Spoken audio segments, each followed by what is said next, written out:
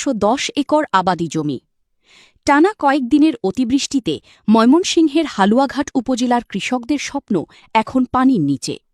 উপজেলার বিভিন্ন ইউনিয়নের বিস্তীর্ণ এলাকার আবাদি জমি তলিয়ে যাওয়ায় দিশেহারা হয়ে পড়েছেন স্থানীয় চাষিরা।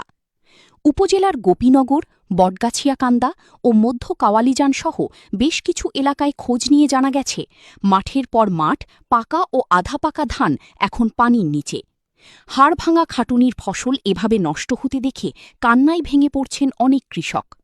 তাদের দাবি, ধার দেনা করে চাষ করা এই ধান ঘরে তুলতে না পারলে চরম খাদ্য ও আর্থিক সংকটে পড়বেন তারা। বোরো ফসলের পাশাপাশি ক্ষতিগ্রস্ত অন্যান্য ফসল।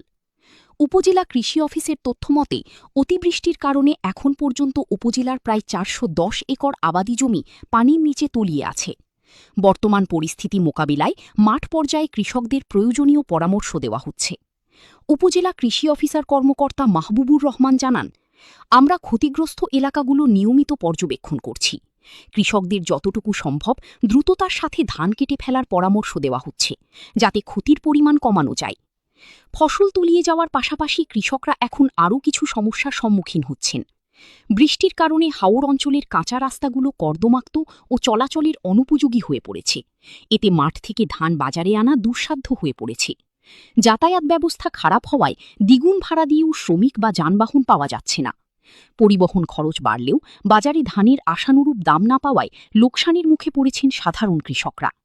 দুর্ভোগ কমাতে এবং দীর্ঘমেয়াদী সমাধানের লক্ষ্যে হাওড় অঞ্চলের কাঁচা রাস্তাগুলো দ্রুত পাকাকরণের জোরালো দাবি জানিয়েছেন ক্ষতিগ্রস্ত কৃষকরা।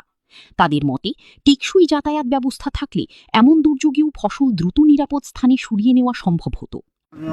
সংসদ সদস্য, আপনার কাছে আমার আকুল আবেদন, এই যে আমাদের ৩ নং ওয়ার্ড বাদশাবাজার সহ এই ওয়ার্ডে সকল বন্যা এলাকার সকল ধান পানির তলায় গেছে।